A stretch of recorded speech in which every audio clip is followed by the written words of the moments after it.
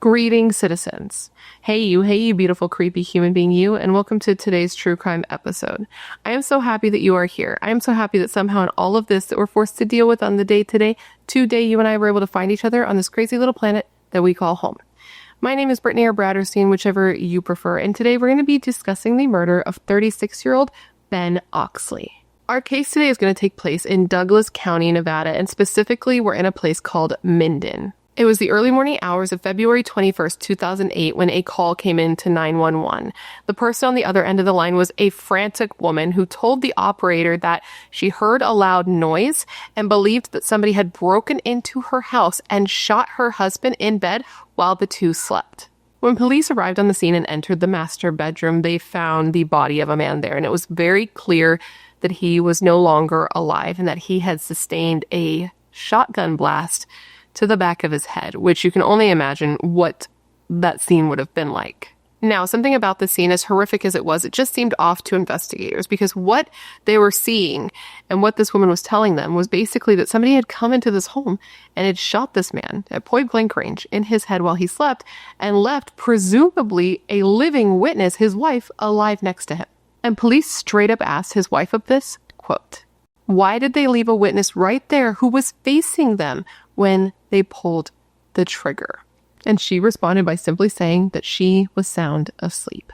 So police were left questioning everything this woman was telling them, and they did not feel confident that she was going to be able to help them answer the question of who killed her husband, Ben Oxley. But before we get into all of the details of this case, if you have not yet had the pleasure, please make sure to join the Brat Pack by subscribing and ringing that bell. I put out a new video every single week, sometimes 2 a week, and I would love to hang out with you. Yes, you, specifically you, but I can only do that if you join the Brat Pack and become one of us. Now, before we get into the details of today's case, I first need to say a big thank you to the sponsor of today's video, and that is Aura. Have you ever wondered why you get all these spam emails from companies you've never heard of, or calls or texts from numbers that just seem a little bit off? Well, that is because there are these things out there called data brokers who are making billions, yes, billions with a B, of dollars by taking your personal and private information and selling it to people that you just don't want to have it, like marketers and scammers. Now, there's good news and bad news. Good news, they are legally to remove your information if you ask them to. But here comes the bad news. They make it super confusing, like the process of removal, super confusing and difficult on purpose. And that's one of the ways in which Aura comes in. Aura automatically removes your information from sites like these. Like, look at how many different sites can have your information. I don't know who DeepSync is, but they have my information without my permission. And that's one of the ways in which Aura comes in and helps me. They help me remove my information from sites like this and keep my information off of sites like this. They do the hard work so that I do not have to. And that's not all they do. Aura is all-in-one digital security. You can get alerts if your personal information is found on the dark web. You can get time fraud alerts for credit and banking. You can get a secure VPN, antivirus, password manager, and more. And if anything does happen, because, life does find a way, Aura has U.S. fraud experts ready to help 24/7. So you get all the online protection you could ever want or need in one place, and that's why I personally recommend Aura. Now, I don't want to leave myself exposed and vulnerable, and I have to imagine you don't either. So if all that sounds as good to you as it does to me, make sure to click the link in my description box. It's aura.com/BRATTERSTEIN, and try Aura for free for 14 days and see if your personal and private information has been leaked online. And if it has, let Aura help you put a stop to it today. Now, I just want to say a big thank you to Aura for partnering with me on today's video. It's partners like Aura that make it possible for me to put out videos as consistently as I do. And a big thank you to you guys for always being so supportive of all of my sponsors. You rock, don't ever change. Now, with all that said, today I'm going to tell you the story of the murder of Ben Oxley. I read all the things that you do not have to, and at the end of this video, I want you to answer the question of the day. I'm going to give it to you now so you can have it kicking around in your brain as we go through the details of this case, but of course I want you to answer once you have something to go on, okay? And the question of the day is this: do you believe that the person who was arrested for Ben's murder is the only person who should have been arrested for his murder? Let me know all your thoughts in the comments below after we go through the details of this case. And now, with all of that said, come gather around and let me tell you the story of the murder of Ben Oxley. Benjamin Robert Oxley, who went by Ben, was born on January 20th, 1972, and he was born in West Covina, which is in California, but he grew up most of his life in Hawaii. He and his family actually moved to the Big Island when he was just 10 years old, and this was a place that Ben loved. Growing up, Ben was said to have been very laid back, very chill. He definitely had the island life vibes and all of that. But he was also said to be outgoing, loving, and spirited, the type of child that was incredibly giving and incredibly sweet. And this is something that was said to have lasted like well into his adult years. But before he was an adult, working for a company that handled air conditioners and heaters, he was just a boy. He was just a boy living on an island, loving and playing water sports and surfing and riding jet skis and playing football in high school. He graduated in 1990 and worked at a hotel for a while, but once he was an adult, he actually decided that he wanted to leave Hawaii, which what a choice to make. But it's something that he wanted. He wanted to go and move to the mainland and experience a new type of life. So that's what he did. And that did end up being a good decision for him in a lot of ways. A lot of good things happened to him once he was living on the mainland. I mean, not all good things, or we wouldn't be sitting here talking about him today. But some things that he got from that life experience were very, very good for him. People who met Ben and people that would go on to know and love him said that he was a very happy, fun-loving guy who was very, laid back and he was the type of guy that was friends with everyone. The type. Everyone who met him seemed to love him. Once on the mainland, Ben ended up in Indiana, which is where he met and married his first wife. And that relationship didn't last long at all, but it did produce for him the true love of his life. And that was his daughter, his only child, Alyssa. Alyssa was his entire world, to the point that when he and his first wife separated, he started dating this girl, Melissa, okay? Melissa worked at Western Nevada Supply, which was a, quote, trusted family-owned establishment specializing in a wide array of products essential for plumbing, landscape, waterworks, HVAC, hydraulic, solar, and industrial needs. And Ben, he was a frequent customer. How one could be a frequent customer of such a company, I really can't say. That's a completely different world from the one that I live, but he was said to be a frequent customer, which is how he met Melissa. And this seems random, but I promise this does tie back to his love for his daughter in just a second. The point is, what I was trying to say is he would go to this place often. He would see Melissa. He would ask her out over and over. And eventually she said yes. Okay, so they decide they're going to go on a date together. And on the very first date, Ben actually brought his little daughter, Alyssa, to his first date with this woman, which is quite a bold move for someone to make. I will say that for sure. But Alyssa was the most important person in his life. Now, the date between Ben and Melissa seemed to go good because they would then go on many more dates before getting in a relationship, getting engaged, and finally getting married on September 17th, 2006. And during their wedding ceremony, there was another instance that just shows you just how much Alyssa meant to her father, Ben, and because of that, how much she ended up meaning to Melissa, since Melissa loved Ben. So, of course, Melissa loved Ben's daughter, Alyssa. Yeah, that sentence was good. So during their wedding ceremony, they actually had a little separate ceremony that was just for Melissa and Alyssa, Ben's daughter, where Melissa gave her this bracelet. It was like a little engraved bracelet. And the point of the whole thing is for Melissa to tell Alyssa that she was going to love her for her entire life, just as if she was her own daughter. Melissa said that Ben was an amazing husband. He just had this way about him that made her feel incredibly loved. And people who were friends with Ben said that was absolutely the case. He was obsessed with his wife. He was smitten with her, a different person than he had been at any other point in his life. He would call her up just to tell her he loved her, and said to his friends that having Melissa love him was such a blessing.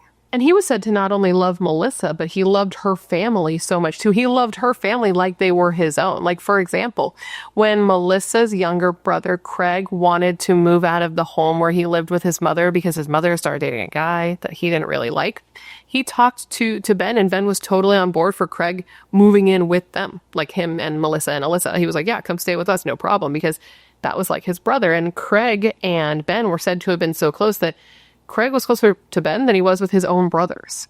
And on top of that, Melissa's stepfather lived right across the street from her and Ben. So, the point is he was very close with her and her entire family, which just went to show how much he loved her, because he loved her so much that he loved the people that she loved so much. People just claimed that Melissa and Ben were like the model couple. All their friends said that they were very happy and in love, and they had all these plans to buy a house and have babies and be a family.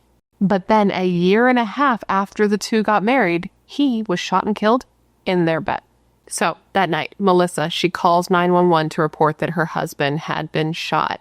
And when she first spoke to the operator, what she told them happened is that she was asleep. she felt something. She started to smell gunpowder. And so she woke up. And when she woke up, she like motioned to Ben. She talked to Ben. She tried to speak to Ben rather, and asked if he heard what she heard, but he didn't respond. And she said when she looked over at him, she thought that he was just sick, like he had like vomited or something. So she got out of bed to turn on the lights to like see what was going on. And she said when she looked at him, it was just like very, very bad, is what she's telling the operator. Now, when police arrive on the scene, when they first get there, they think that there might be an active shooter still in the home. And that's because when Melissa was on the line with the operator, she did say that she thought she heard some noises coming from the kitchen. So when police come into the house, they're moving through the house, clearing it room by room, doing what they have to do to keep themselves safe. As they enter one of the rooms, they come upon a figure in a bed, right? And it turns out that this is Melissa's brother, Craig, who is living in the house. And apparently he is a deep sleeper. Apparently everyone in this family sleeps deep, because when officers entered his room, they announce themselves, they yell at him, they tell him to get out of the bed and come out, but he doesn't respond at all. And this made the cops super nervous because they think there might be an active shooter in the house, and they don't know if the person hiding under these blankets is somebody who's like a danger to them. Eventually, though, he does come out and they take him, they detain him, they keep moving through the house, they find Melissa, and they also find that with Melissa is Alyssa, Ben's literal 6-year-old daughter. This is all happening while his 6-year-old daughter is in the house.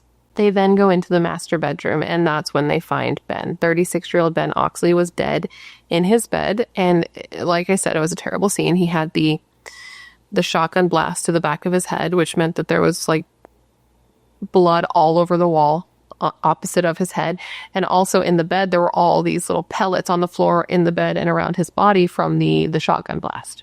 So after looking at the scene, naturally they're going to need to take everybody who was in this house to the station and question them. There was no doubt about that. They needed to figure out what happened here. But before they even took these people out of the house, they started collecting evidence. For example, while still at the house, police started taking photographs of Melissa because they noted that she had blood and brain matter on her face and on her body, because she was literally sleeping facing her husband when he was shot in the back of the head with that shotgun.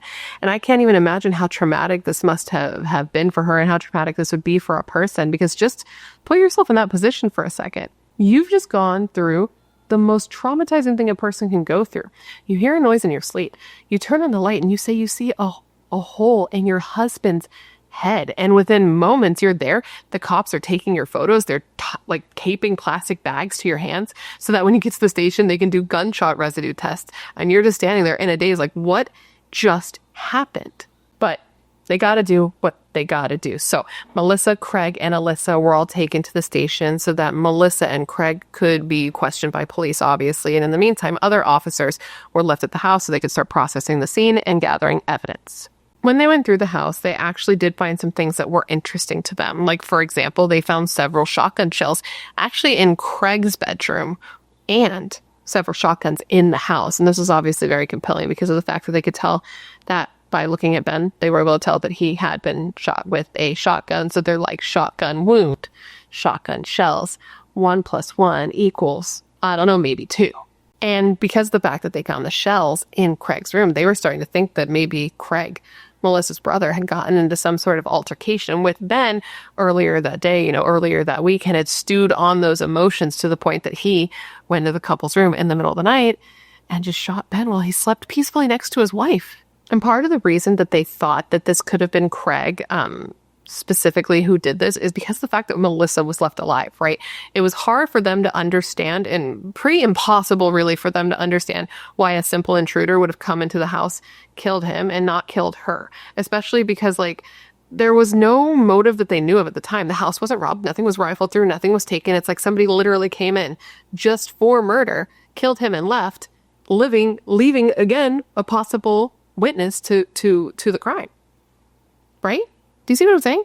So anyways, back to the police station. They are questioning Melissa and they are questioning Craig. And they're going kind of hard on Melissa because of the fact that they don't think her story makes a lot of sense, right? And they do try to, calm her fears, though, because she's freaked out. And you can tell that she knows that they're questioning her intensely. But they tell her, listen, we're not questioning you intensely because we think that you did it. We're questioning you intensely so that we can rule you and Craig out and move on to, actual suspects. Because, you always have to start the inner circle around a person. Like, here's the murder victim. You start their inner circle and work your way out. And nobody is more inner circle than like the partner, his wife. So anyways, they sit her down and they ask her what she remembered about the night that Ben was murdered. And she said not much. She remembered that the two went to bed around 2:30 in the morning. She said prior to that, Craig, her brother, had made them dinner and then they had sat down to watch a movie. And she fell asleep on the couch because she was a mom. She worked 2 jobs and she was exhausted, which is something that I can absolutely relate to. You put on a movie at night and I lay down to watch it. That's it. Game over. KO'd. I am unconscious. But after sleeping on the couch for a bit, Ben came to her, woke her up, got her, and the two of them went to their bed. She said that she did remember hearing some sort of sound in the kitchen, but just assumed that it was one of her, I believe she had 2 cats. So she said the two went to bed, laid down facing each other, and fell asleep. And I guess normally she wouldn't even fall asleep facing him that way. She just did because she was so exhausted and had been woken up from like a deep sleep on the couch. But anyways, she says they're sleeping, they're facing each other, and she slept deeply for about 1 hour before all hell broke loose in that house. She said when she heard the gunshot that night, she wasn't even sure that it was a gunshot. At the time that it happened, it just felt like a really loud noise. And she thought that it may have not even actually happened, that she might have been dreaming. But then she realized as she started to wake up that her ears were ringing. So she was like, okay, obviously this might have actually happened. Something has happened. She said she also remembered feeling something like hit her in the face. And this was actually very hard to listen to during the interview of her because at first she's like, I didn't know what it was. But as she sits there, the realization comes to her that what she felt hit her face was probably part of her husband. And at that, she just broke down in tears. But, that's what she knows now in hindsight. At the time that it happened, she didn't realize that. So she hears that loud noise. Her ears are ringing. She sits up. Something hit her face. She asks her husband, like, if he heard what happened, and he doesn't respond. And so she decides to get up and check it out, right? She thinks that he probably just slept through whatever happened. So she got up. She walked out of the room. She went into the hallway. And that's when she saw that her front door was open. So she rushes back in the room after realizing the front door is open. And that's when she sort of looks at her husband, but in the dark. And in the dark, she thinks that he was just like sick. And she tells him like, oh no, babe, like you're sick. And that's because the blood that she was seeing in the dark looked like vomit to her. And she heard the sound of gurgling. It was only when she turned on the light to the room that she saw what really happened. After seeing her husband, she quickly rushed to check on Alyssa. She scooped Alyssa up and went and dialed 911. And the whole time, and this is so sad, but the whole time they were waiting for police to arrive, Alyssa was just asking to see her dad. She just wanted to see her dad. So that's what Melissa remembered about the night that Ben was killed. But during the interrogation, they did move on to ask her more personal questions about their relationship, their finances, things like that. Melissa told the police that she and Ben had a great relationship. She said that the two barely even argued. When police asked her like how the two of them would solve their disagreements, she said that they didn't really have disagreements.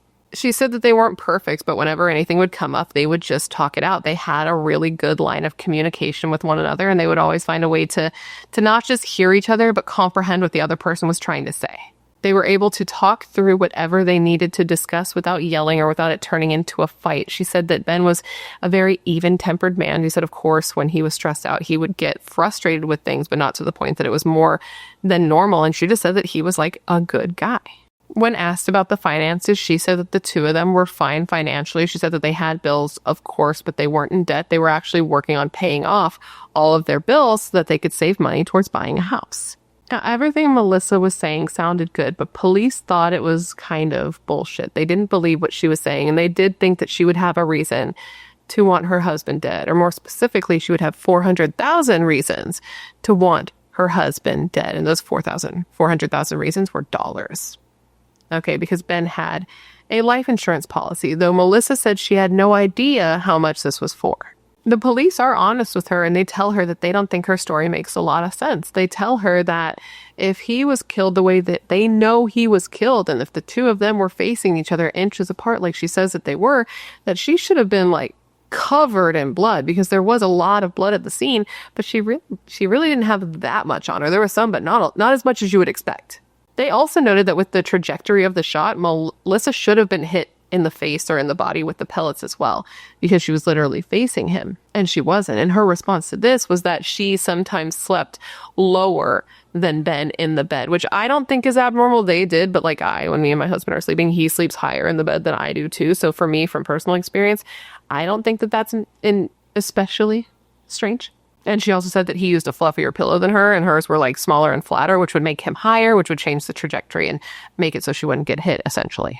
And they also told her, and this was definitely strange, that the pattern of blood on her clothing didn't really match up with that of a person who had been sleeping facing him and had been splattered with his blood when he was shot.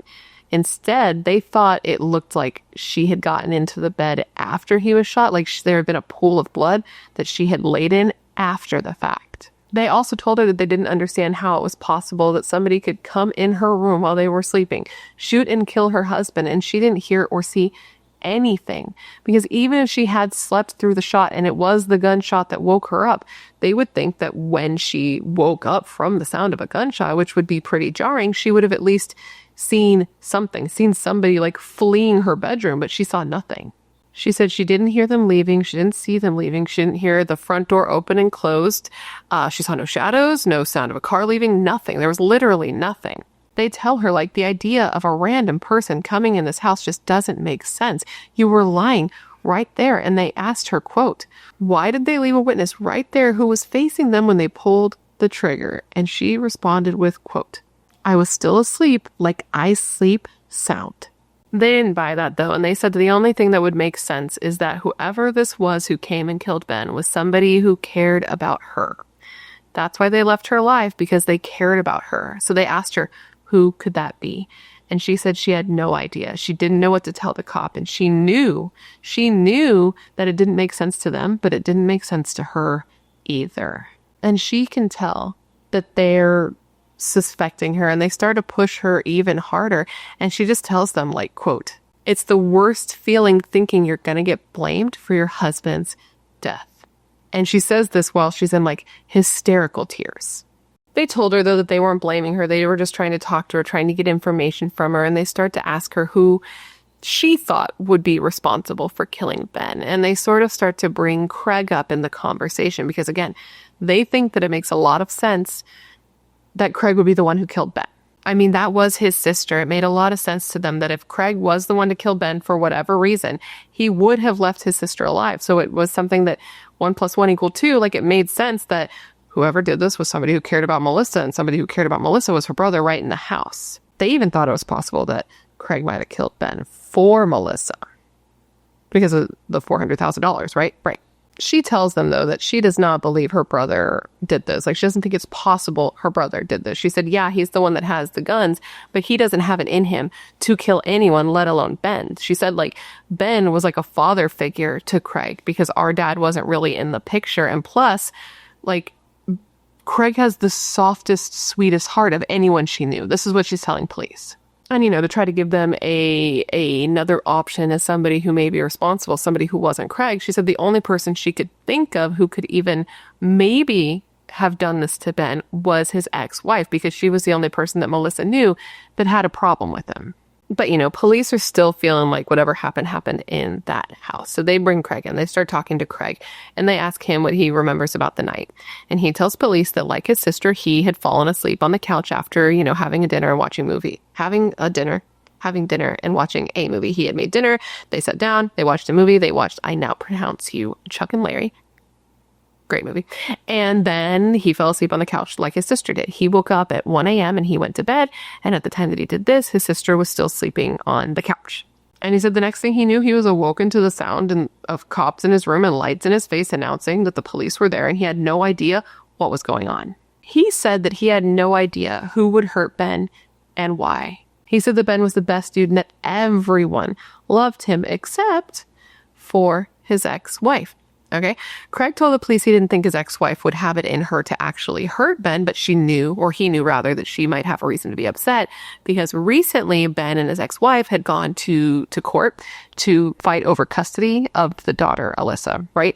And during this legal situation, Ben was granted full custody of Alyssa, and Craig thought it was possible that this might have pissed his ex-wife off. Because I guess prior to this, when they first split up, they had 50-50 custody, but now they had gone to court, and Ben had won full custody. But back to Craig. They ask him point blank, like, did you kill Ben? And he says no.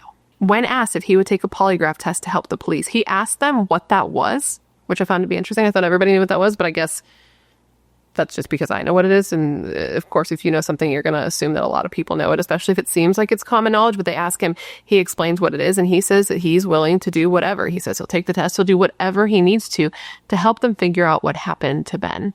And then he started to cry. Now, even though they had thought that whoever killed Ben came from inside that house, they did now have two separate people. They weren't separate totally because they're brother and sister and they're both being looked at, but there were two people who had pointed to Ben's ex-wife as somebody who may be responsible for what happened to him. And this was a woman named Dawn, by the way. And on top of that, the reasoning that they're giving, like a custody battle, is something that's serious enough that some people could take that as a reason to try to, kill somebody. Okay. We've seen it time and time again. So Melissa's telling them that she does think it's possible that Dawn was upset enough to want this done to Ben, and said even if Dawn wasn't the one to actually do it, Melissa knew that Dawn knew enough shady, messed up people that she could easily find somebody to do it for her. This is what she's telling police. She tells them that she doesn't know a lot about the relationship that Dawn and Ben had prior to them separating and him marrying Melissa, but she knew from talking to Ben's friends who had known him while he was in a relationship with Dawn, that the relationship was pretty toxic, that they fought a lot, and that it would even get physical, and said that they constantly cheated on each other, and that Dawn had even gotten pregnant with this is drama, okay, that Dawn had gotten pregnant with Alyssa on purpose to try to trap him into staying with her. This is what Melissa's telling police. She said everything that she had heard proved to her that Ben was a completely different person when he was in a relationship with Dawn than he was once the two of them got together. She said that though she was saying all of this about Dawn, that the two of them didn't really have bad blood, that even though Melissa, was raising Dawn's kid, Dawn didn't have an issue with her. She said that Dawn even told her that if she could have the choice to pick a new stepmom for her daughter, she would have picked Melissa, that her only beef was the power struggle she was having with Ben. Which could explain why only Ben was hurt and not Melissa, right? If this was Dawn who did this and Dawn didn't have an issue with Melissa, only Ben, it could make sense why she could do this and leave him alive or leave her alive, right? So with that, naturally, police want to at least talk to her. So police went to Dawn's house within hours of Ben being murdered. It was still at night, so she seemed to have been, getting out of bed. She goes to the door. Police are there. And when she's informed of what happened to Ben, she seemed genuinely distraught, genuinely in shock. And the very first thing she asked police is where is my daughter? Because she knew that her daughter was with Ben, and something happened to Ben, something could have happened to her kid. She told the cops this can't be real. This isn't my life. This is something that, happens on TV. But she couldn't believe this was actually happening in real life and happening to somebody that she had loved. When asked what she had been doing at the time that Ben would have been killed, she said that she was at home with her kids. She was there with her kids who were she had other kids, by the way, previous marriage, I believe, 2 other kids who were older. And she was also there with her best friend's son. This was a guy named James, and he was older as well. They were adults and teens. Okay.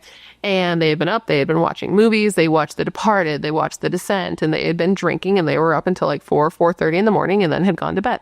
When asked about her relationship with Ben, she said that she did everything in her power to avoid him. She said that he absolutely hated her for leaving him, hated her for asking for a divorce, just absolutely hated her. But she did admit it wasn't one-sided. She said she was angry with Ben too. She was angry he took her kid. She was angry she was going to have to pay child support. She was angry that he had cheated on her and broke up their marriage. And she was angry that when she told him she wanted a divorce, he broke up their house. But despite that, she said that she would never hurt him. She said that she could hate him all she wanted, but she knew her daughter loved her daddy. And no matter how bad this guy hurt her, she couldn't hurt her daughter by taking her father away from her. She said she wasn't thrilled to not have custody of Alyssa. Of course, if it was her choice, she still would. But she said that it didn't make her angry. She said that she did have 2 other kids and she was a single mother. So she thought it was likely what was best for Alyssa to have people who could care for her and have her be the only kid there. She said that she knows that Melissa is a good person and takes good care of her kid, but wished, it could be her doing it instead.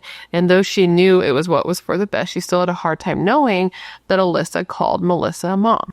So, she's admitting that everything's not perfect, but she's still saying that, it might not be perfect, but it's civil. She said she'd do whatever she needed to do to help, too. She'd take a polygraph test. She gave them permission to search her home. She let them do, a GSR test on her hands. And she said that she was very cooperative. She was just scared that she was even being looked at in the first place, which that would be a scary thing. And, when asked if she knew anybody who would want to do this, or if there was anybody that she knew who would want to do it and was actually capable, she just cried and said no, she had no idea. So in talking to Dawn, she's being cooperative. She seemingly has her alibi, right? The kids were there. They're watching movies. She's there with her best friend's son, all that jazz. And so they go back to Melissa, or they didn't go back to Melissa. They were still talking to Melissa. And she tells them that the only other person she could think of, other than Dawn specifically, who may want to hurt Ben, was actually Dawn's other ex-husband. And this was a guy named Jonathan. I don't believe that Melissa knew Jonathan, but Melissa knew that Jonathan did not like Ben.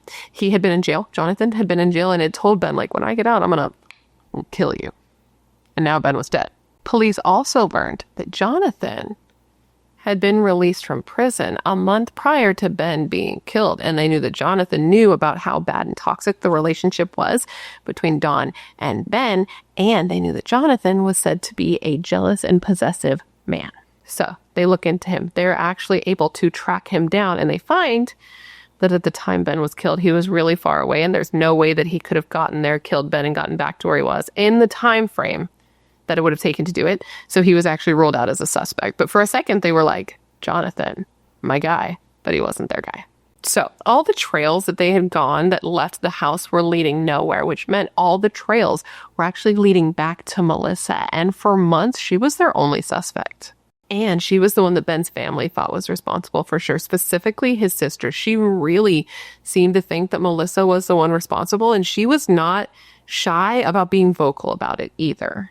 What's kind of messed up, I don't want to be judgy because I'm not in that position and I don't know what I would do if I was, but I don't think I would do this. Ben's sister even warned Alyssa, a little girl. Okay, she would have been 6, maybe 7 by this point. Warned her about Melissa on one of the occasions where she was actually with her birth mother, Dawn. And that's because I forgot to mention this, but because Melissa was a suspect in Ben's death, she did end up losing.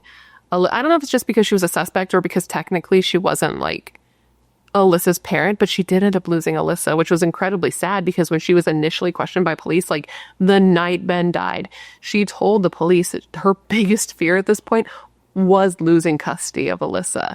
She told them that Dawn, Alyssa's biological mother, was very cold to her daughter and even said that at the police station, Dawn laughed at her 6-year-old daughter and told her that she didn't need to cry. And she told the cops, this little girl didn't need to feel that. She didn't need to be told not to cry. Her dad just died.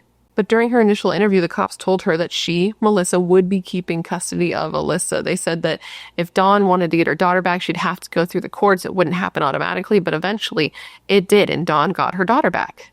So I tell you all that to tell you that one of these times where Alyssa was at Dawn's house because Dawn had custody of her again, Ben's sister came over and told this child that the woman she knew as her mother, Melissa, had murdered her father. Now, Alyssa did say, as she was older, that she never actually believed that that was the case, but a lot of people did. And a lot of people believed this because in addition to her story not really making sense, Melissa did also go on to start dating pretty quickly after Ben was killed. Now, she was asked about this because it did seem weird, and she just said that she wanted to get on with her life and act as normal as possible and pick up the pieces of her life as quickly as possible, or she thought she'd never do it. Now, how you feel about that is how you feel about that. But what we will say here that is in time, police did move past Melissa. Now, she was looked at for a while. As I said, for months, she was their only suspect. They watched her. They looked into her. They looked into the life insurance angle. And what they found is that though, yes, she was dating and that seemed weird, she hadn't even really tried to collect on the money that she'd be getting after Ben was killed. So that didn't really seem like it was a motive. And in addition to that, her and Craig both took lie detector tests and passed. They both had GSR tests done on their hands, and neither of them had gunshot residue on their hands. So police didn't really have a reason to continue looking at them. But there was a reason to look at somebody else, somebody who was the child of a retired sheriff's deputy, a single mom who worked as a cocktail waitress and had once been a very happy, vibrant woman, the life of a party, a magnetic woman and a persuasive leader who, since being with and divorcing Ben, had become a shell of herself and very resentful. And this was his ex-wife, Dawn. Now, when police first questioned Dawn, she did seem sincere enough, right? They got to her house just hours after Ben would have been killed, and she did seem like she was just waking up out of bed. She did seem genuinely shocked and distraught at the idea of losing him, at the knowledge that he was gone. Her alibi for the night seemed legit, like she had people who were there who had seen her kids and her best friend's son who had been there with her the entire night. And she said that she and everybody in the house stayed there the whole night. But with time, her story would change a little bit. With time, she changed her story to mention the fact that James, her best friend's son, had actually left that night. He had gone to the store to get cigarettes. And if you were picturing a kid here, you were misled. He was like 21 years old or something. And Dawn said he left in the early morning hours, but she wasn't exactly sure what time. So police did check the surveillance cameras at the gas station that he would have got the cigarettes at, right? And they confirmed that, yes, he had been there. So because he left the house, police wanted to question him about what happened, what he did that night. But he refused to talk to police, and they thought that was strange. And not like super strange, because he did have a record, so he had reason to like not want to talk to cops, but still, they thought it was weird enough to be suspicious. So cops put Dawn and James under surveillance. And this is something that James and Dawn both knew was happening and something that they weren't super thrilled about. But police thought this would be a good idea to try to like shake something loose from them, to try to get some useful information, to kind of scare them into being honest and talking to police and giving them some information that might help them move forward with this case.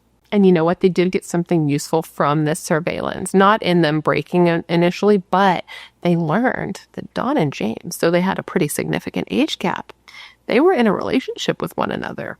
Now, when Dawn was initially questioned, she denied this. She said that yes, he was over there often. Yes, he spent the night. Yes, when he spent the night, he even slept in her bed, but there was nothing going on. But now that they were being surveilled 24/7, police are like, actually, it seems like there is a relationship between these two. They're together constantly. They're acting like they are more than just friends. And if she could lie about something that simple, what else could she lie about? So they watched her, and Dawn definitely seemed uneasy with the idea of being watched all the time. And it had to be very stressful for her since she didn't like it. And she was surveilled for 2 years.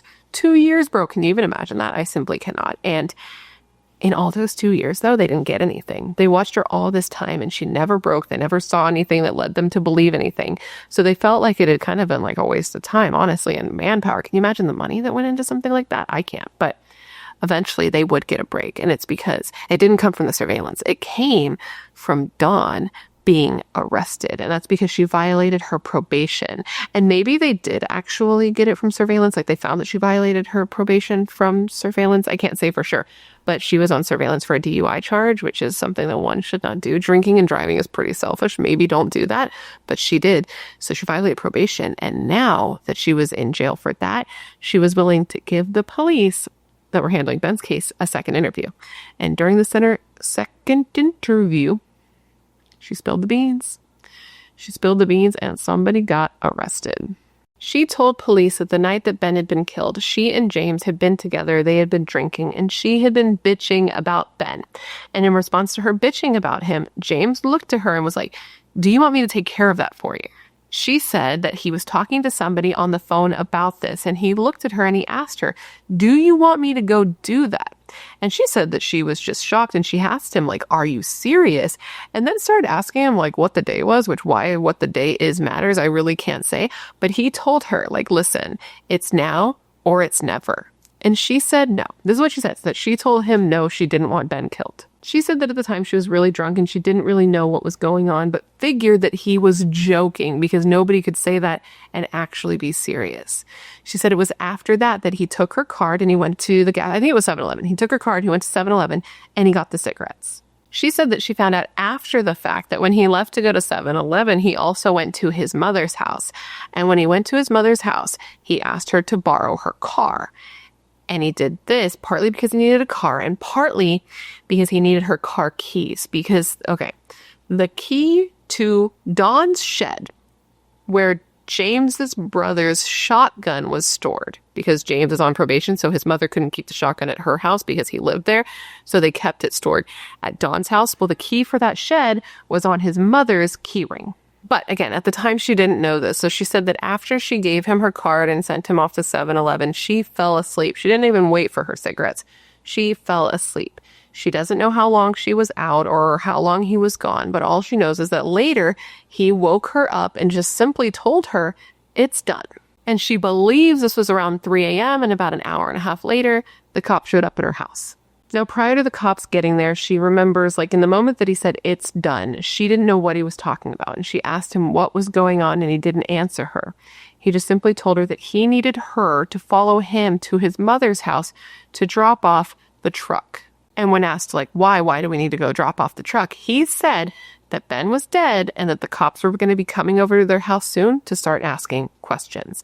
And he didn't want to have the truck because the truck had been driven farther to go to Ben's to commit the murder. So he didn't want to have that truck there because the cops could touch it and see that it was warm. So he wanted to drop it off. So she did what she was told. She followed him in his mom's truck so that he could take it back to his mom's. And she noted that there were guns in the truck. She says that once they got to the house, he got out of the truck and he took a case inside. She said she didn't see the gun, but she saw that it was a light tannish brown case, one that one would carry a shotgun in. And then they drove back to her house and were sitting in the garage after they got there. And he said that they needed to go inside and lay down because the cops were going to be there any minute. She said they then took the movie The Descent and they put it in a DVD player, whatever they were watching it on. I don't get the vibes that they would have had a VHS player, just given the year that this came out. And they don't give me the vibes of like physical media junkies. And plus, I don't think The Descent was ever actually released on VHS. But they put this in to make it look like they had put in a movie and fallen asleep in bed. And then they turned off the lights, they got in bed, and they just waited for the cops to show up.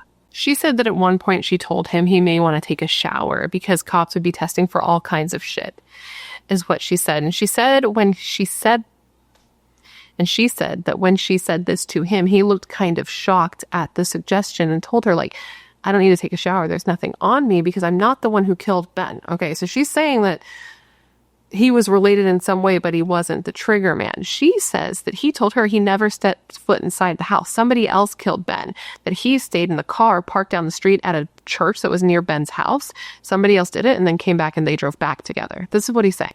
When asked if she remembered any other details that he had told her, she said that she remembered him saying that he went to Walmart to get shoes, shotgun shells, gloves, and tape.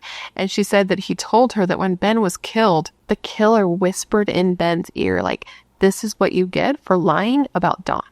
Which I don't know if that's true, but that's horrifying if it is. So police asked her, like, if you were not involved with this, why did you let so much time go by without saying anything? Why did you let 600 days go by without you telling police what had happened? And she said at the time that she was scared. She was scared of what would happen. She was scared of what James might do. She said she was also confused. She was confused as to how somebody could do something like this, especially somebody that she had around her and let in her house. And she said on top of everything, she didn't really want to help the police because she was pissed off at them. She was pissed off at the world. She was pissed off at the cops for, in her mind, taking Alyssa from her and for not letting her get Alyssa back immediately after Ben was killed. She said at that point she didn't even care if Ben was dead. She was just angry. She was angry at everyone and she was angry at the cops, even though the cops were not the courts who were actually keeping her from her kid.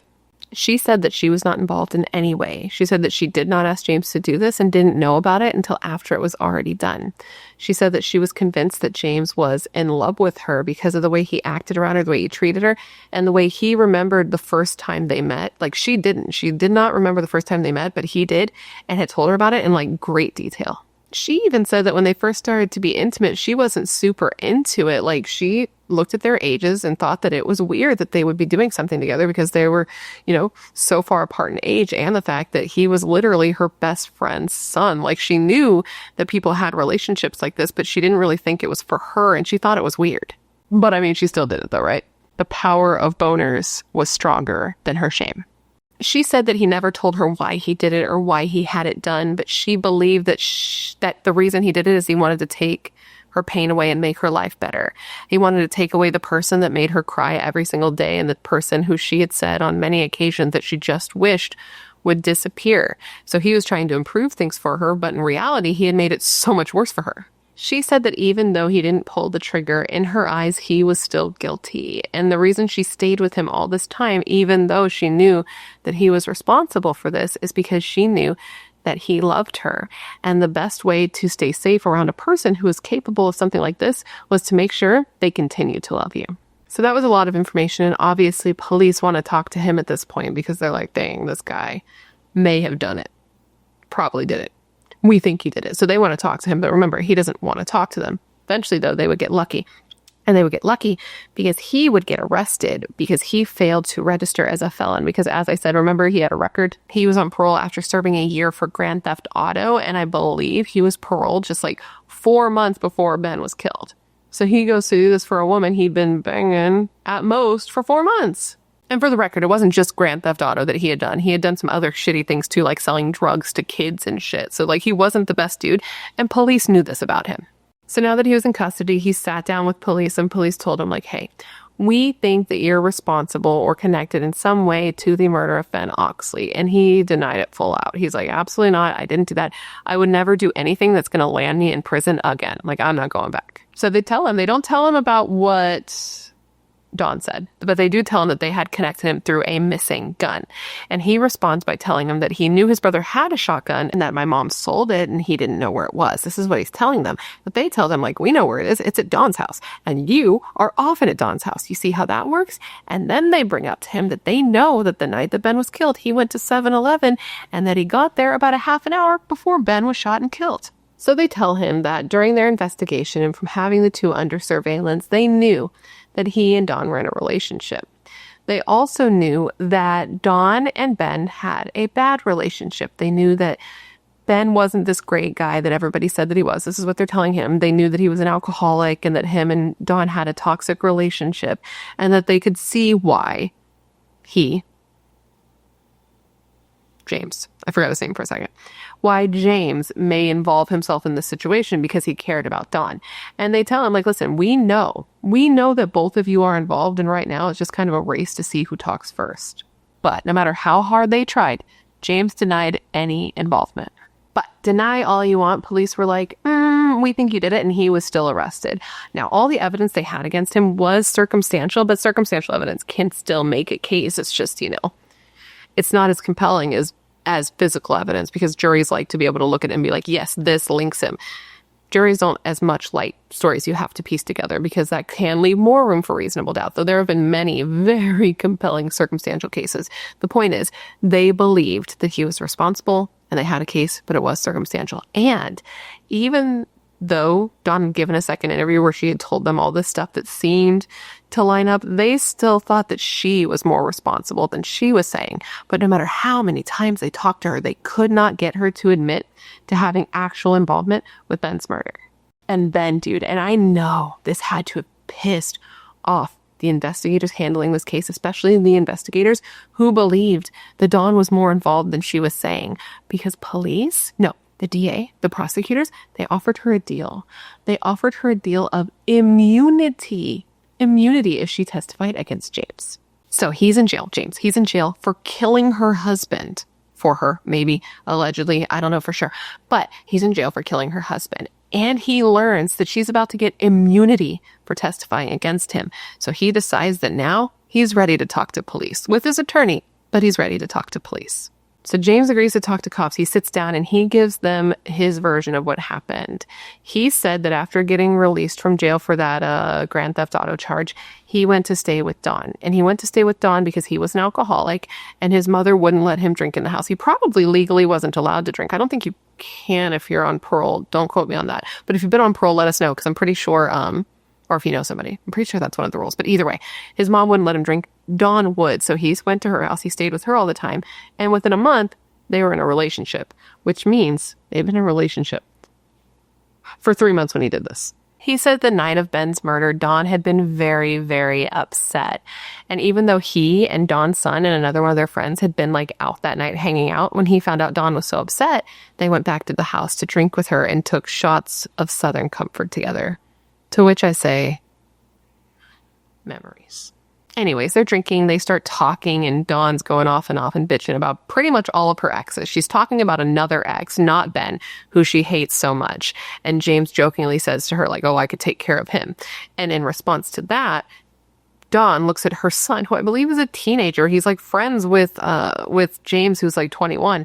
And she says, hey, son, if there was anyone on the planet who I would like to no longer be on the planet, who would it be? And her son says, Ben. And James says in response to that, I could take care of Ben. And he said that she responded to that with, quote, I don't want you to take care of Ben. I want you to kill Ben. He said that he asked, quote, you want me to kill Ben? And she said yes. So he agreed on the spot to do it. Now, the murder didn't happen right away after that. They spent some time drinking, talking, hyping each other up, getting more upset. They talked about the murder. They plotted out the plan. They started talking about how James and his family actually owed Dawn money because when James was in jail, Dawn's best friend, James's mom, was living in the house with her. So when James would call home to talk to his mom, it would raise Dawn's phone bill. So she's like putting these seeds in his head. This is what he's saying. Putting these seeds in his head about like, I want Ben dead. You're saying he'll do it. Your family also owes me.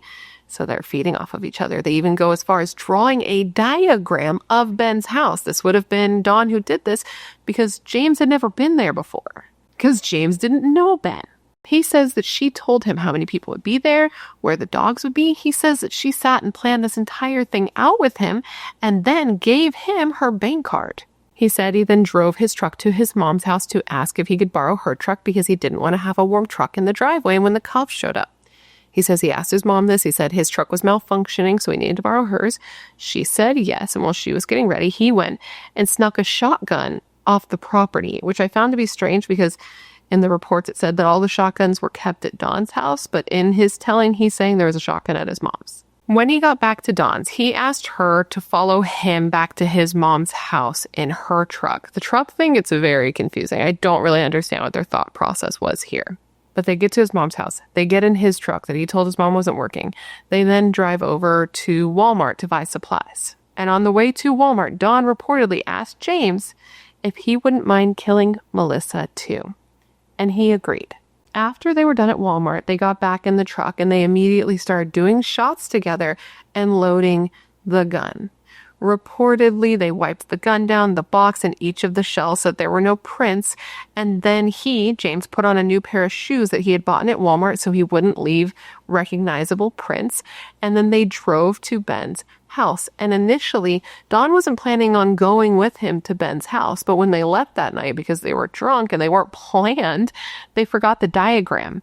So James wouldn't have known the layout of the house, so Dawn had to go. So once they got to Ben's house, they went into the house, not just James. They went in together.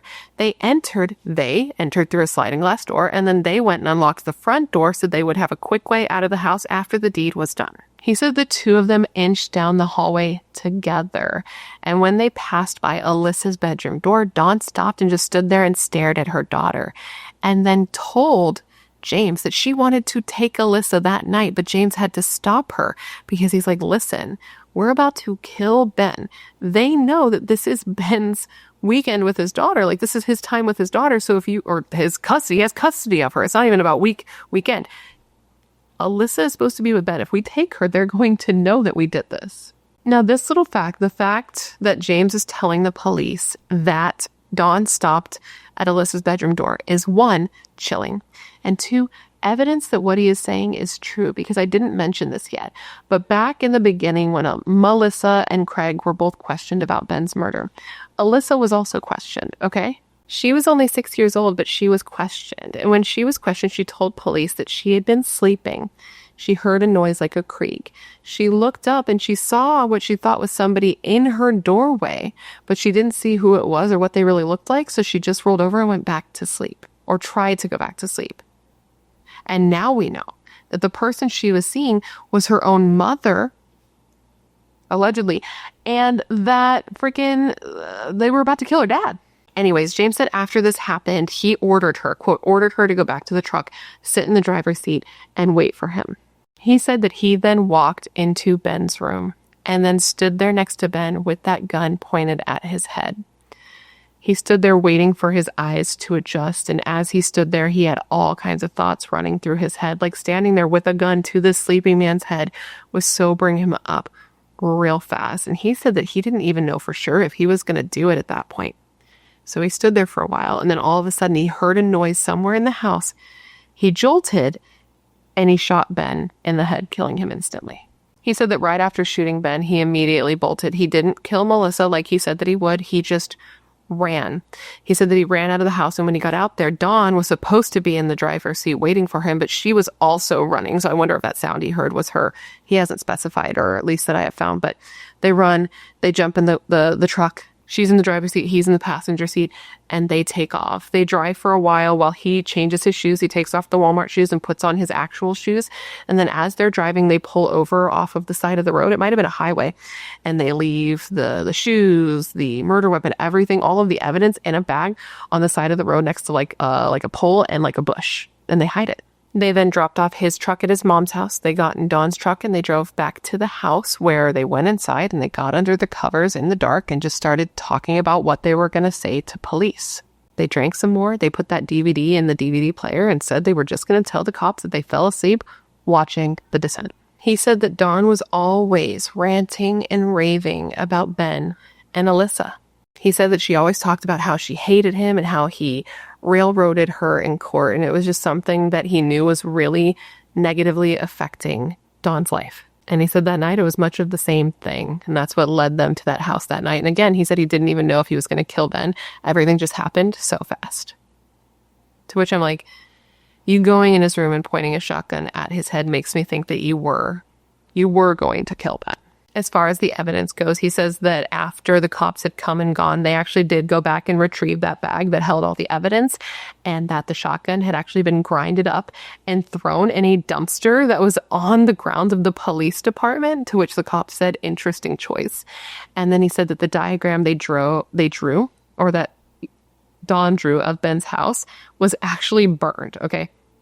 I used actually at the wrong part of the sentence. He says that this diagram was burned, and he said that they had actually left the diagram out like on the computer desk, and that when the police came and searched Dawn's house, somehow they missed this diagram, and this is something that actually made him smirk. He said that ever since the murder, Dawn seemed happy, she seemed enthusiastic, she thought her life was about to change for the better.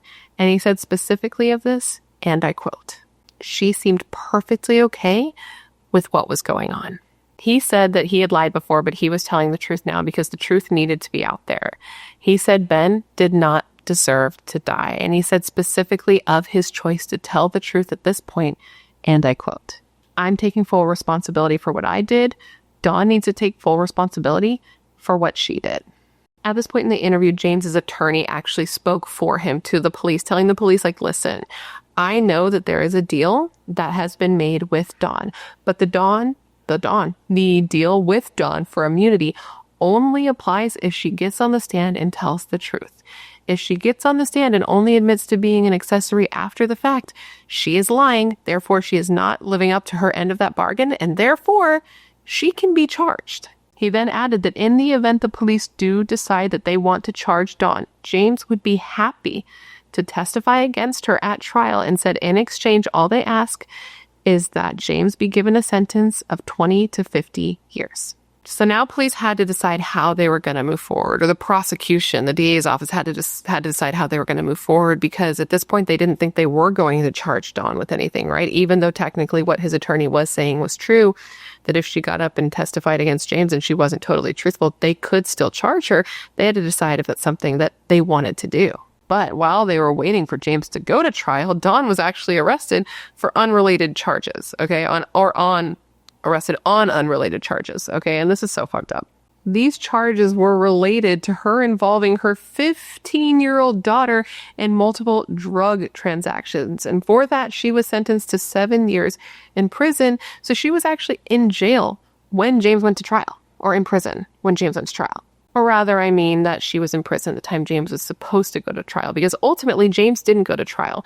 In December of 2011, a now 25-year-old James actually took a plea deal. He pled guilty to first-degree murder and conspiracy to commit murder, and the state recommended a sentence of like, but with the possibility after 20 years. And during his sentencing hearing, Melissa actually got to speak to him directly, where she said to him, and I quote, "Emotionally, the damage you have caused me is almost unbearable. For Alyssa, you crumbled her foundation and everything she knew to be right and true. And as hard as this is to do or believe, I also want you to know I have found it in my heart to forgive you." With that, James was sentenced to life in prison without the possibility of parole. Because though the prosecution had requested that he be eligible for parole after 50 years, that was just a request, but the judge went against it. So he will be in jail forever. And it's just so wild that Melissa and Alyssa both forgive him. Like I told you what Melissa said to him in court, but Alyssa actually talked to him herself after the fact. And she sat down with him and told him that she forgave him and she wanted him to have hope.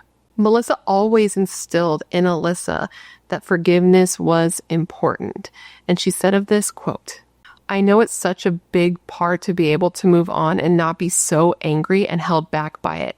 We have to still live our lives. So I thought it was super important for her to be able to go on with hers too." So they forgave the man who stole like their entire world away from them. And as for Dawn, she was released in 2014 after serving just 3 years for those charges related to drugs that involved her 15-year-old daughter. And she was never charged with anything in relation to Ben's murder. Now, this was definitely upsetting. Okay, Melissa believed that Dawn held some responsibility, and she said of this, quote, "I'm hoping that the truth just comes out at the end of it all when it's all said and done. And I believe that she should have a punishment for her part in it and own up to that." She said that she believed that Dawn needed to do this, not just for her sake, but for her daughter Alyssa's sake as well. But that never happened. Despite everything I've told you, despite the fact that James's mother, who was Dawn's best friend, came forward after her son's conviction saying that she could corroborate some of his story, saying that the night when James and Dawn had come back to the house to switch trucks, she had seen them go off in the truck together.